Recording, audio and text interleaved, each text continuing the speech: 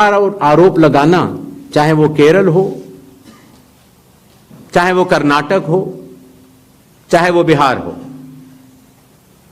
जब 45 दिन चुनाव के बाद पूर्ण हो चुके हैं और किसी भी दल को, किसी भी कैंडिडेट को कोई भी गलती नजर नहीं आई, तो आज इतने दिनों के बाद इस तरह के निराधार आरोप लगाना, उनका उद्देश्य क्या है, ये सारे मतदाता और देश की जनता पूरा समझती है। जहां तक स्पेशल इंटेंसिव रिवीजन की जरूरत क्यों पड़ी और स्पेशल इंटेंसिव रिवीजन में और नॉर्मल जो रिवीजन हर साल होता है, दोनों में क्या फर्क है, यह बहुत अहम सवाल है। पिछले 20 सालों में हर साल रिवीजन होता रहा और जो एनुअल रिवीजन होता है उसमें साधारण तौर से एब्सेंटी, शिफ्टेड और एक जिसे कहते हैं कि एक रैंडम तरीके से उसका रिवीजन कर लिया जाता है। जब पिछले 20 सालों से इंटेंसिव रिवीजन नहीं हुआ, हालांकि पहले होते थे, अभी तक भारत में 10 से ज्यादा बार स्पेशल इंटेंसिव रिवीजन हो चुके हैं और स्पेशल इंटेंसिव रिवीजन की खासियत यह होती है कि मतदाता सूची को, इलेक्टोरल रोल को टोटली मैक्सिमम प्यूरिफाई करने के लिए एक इन्यूमरेशन फॉर्म भरा जाता है और हर मतदाता उसको जब भर के देता है तो उसका नाम मतदाता सूची में फ्रेश, एकदम नए तरीके से सूची बनाई जाती है।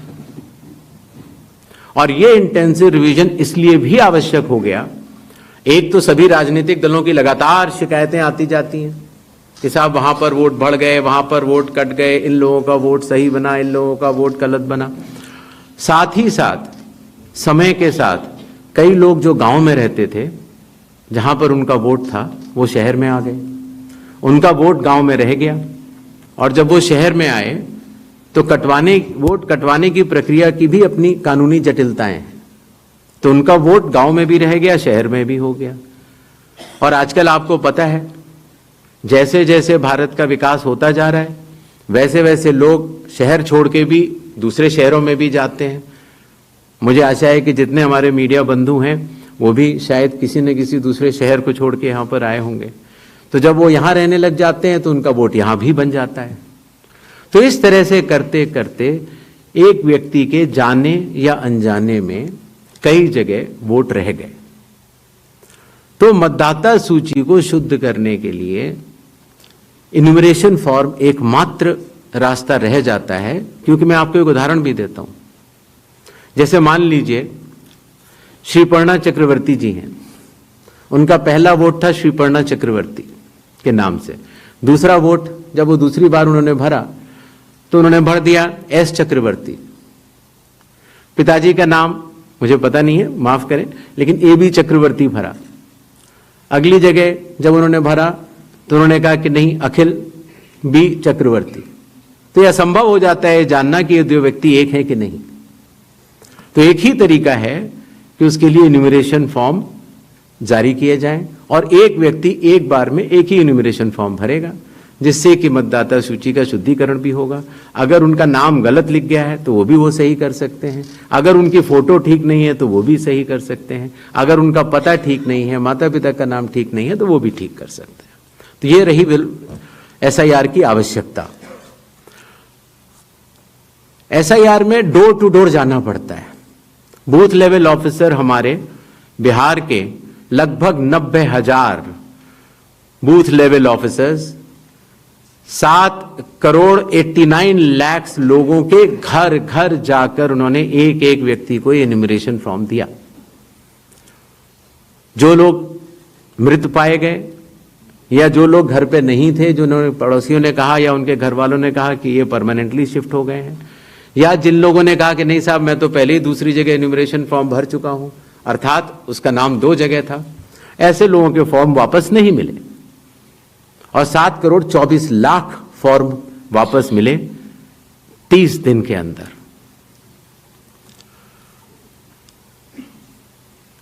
इनमें से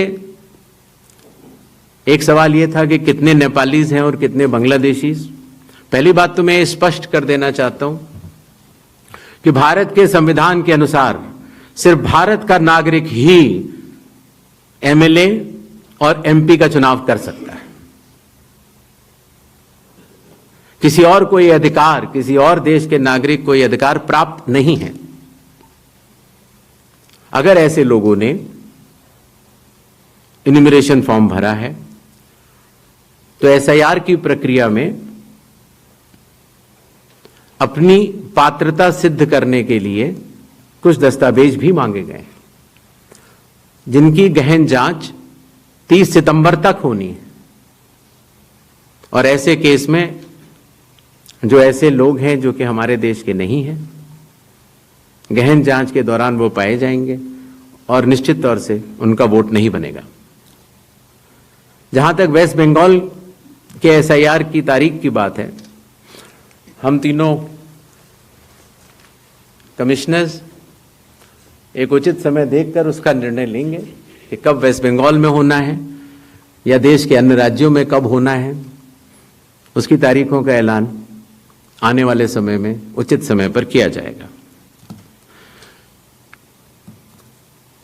एक और सवाल था कि जब इतनी पारदर्शी प्रक्रिया है तो फिर भ्रम फैलाने वाली कोशिश पर आप कुछ लोगों से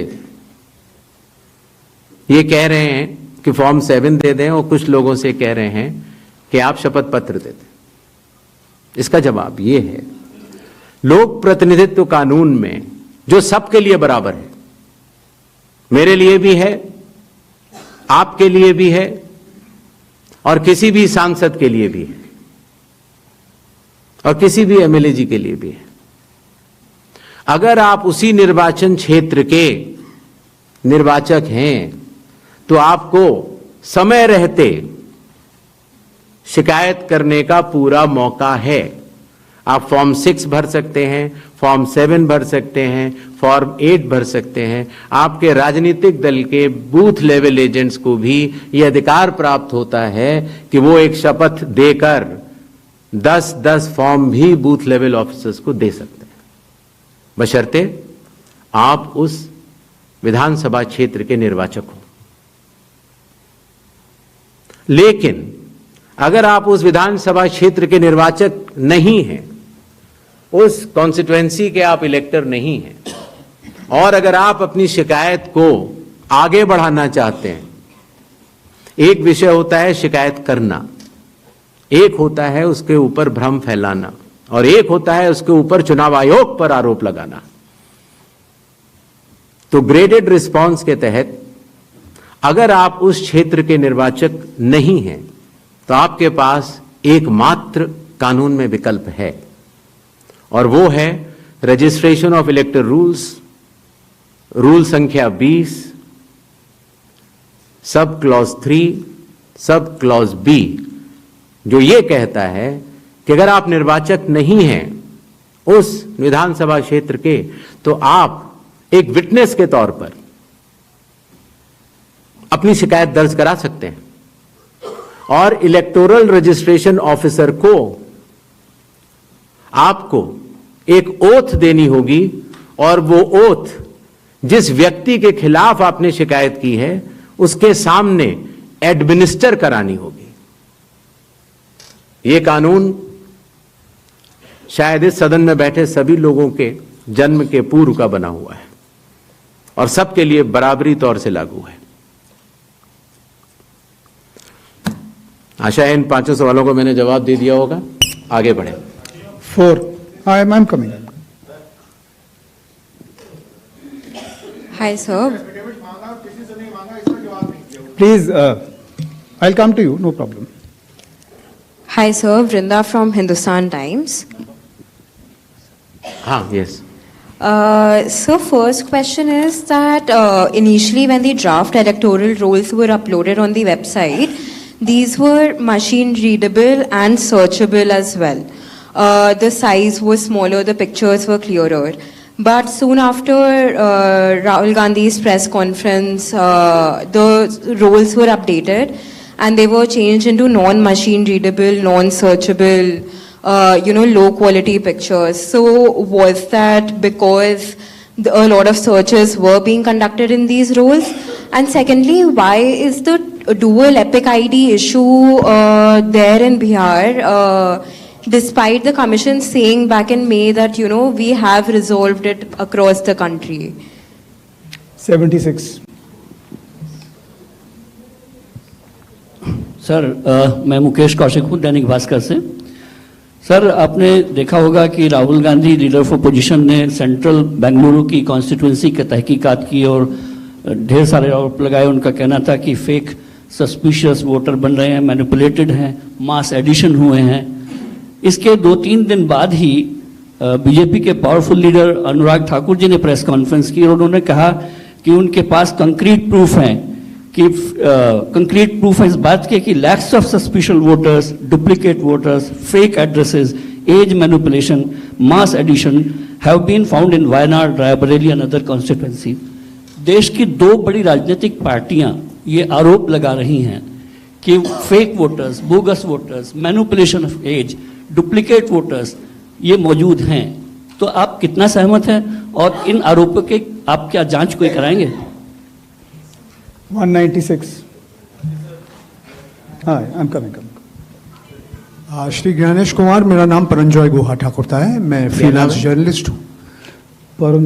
Paranjoy Guha Thakurta. Sir, few questions. इतना हड़बड़ी में आपको SIR करने का क्या जरूरत है जब बाहर चल रहे बिहार में बारिश के समय, और समय बहुत लोग कह रहे हैं बहुत कम है। आपको सुप्रीम कोर्ट ने आदेश किया 14 तारीख के दिन, आपको मशीन रीडेबल जो 65 लाख लोग का नाम नहीं है तो आपको देना पड़ेगा। इससे पहले आपने क्यों नहीं दिया? आखिरी सवाल है कि महाराष्ट्र में जो 40 लाख नया वोटर आए हैं और लोग कह रहे हैं कि पहला बार महाराष्ट्र के इतिहास में, भारतवर्ष के इतिहास में वोटर ज्यादा और 18 साल उम्र के लोग कम, और 5 बजे के बाद बहुत लोग वोट दिया। तो ये सारे जवाब मुख्यमंत्री देवेंद्र फडणवीस दे रहे, राजनीतिक दल का नेता दे रहे, चुनाव आयोग अभी तक खामोश थे, क्यों? 279.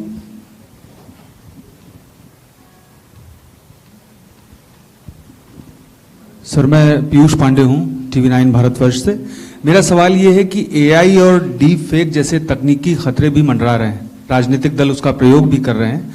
क्या चुनाव आयोग के पास इस पर शिकंजा कसने के लिए कोई कानूनी प्रावधान है, और क्या इसको लेकर के कोई कदम उठाया जा रहा है? दूसरा एक सवाल मेरा ये है कि सुप्रीम कोर्ट ने जब आदेश दिया तब चुनाव आयोग 65 लाख हटाए गए वोटरों की सूची जारी करने की दिशा में काम कर रहा है। क्यों राजनीतिक दलों के कहने पर पहले ऐसा नहीं किया गया? 147. We'll start the next round. Sir मैं गौरव श्रीवास्तव, टाइम्स नाउ भारत से। मेरा सवाल ये है सर कि चूंकि हम लोग चुनाव आयोग भी देखते हैं, सुप्रीम कोर्ट में सुनवाई भी देखते हैं, बार बार ये सवाल उठा, और जिस बात को आप कह रहे हैं कि भारत का संविधान कहता है कि भारत का नागरिक ही वोट डाल सकता है, लेकिन भारत के नागरिक ही वोट डाले और चुनाव आयोग नागरिकता तय करे के बीच की जो एक पतली सी रेखा है उसको लेकर जो कानूनी लड़ाई है वो कैसे सुलझने वाली है? और दूसरा ये कि जो ये बार बार विवाद आता है कि वोटर लिस्ट जो है वो सर्चेबल हो, फिर उसमें एक जैसे कई नाम है, क्या ऐसी कोई प्रक्रिया या आधार को लेकर जो चर्चा है कि अगर आधार से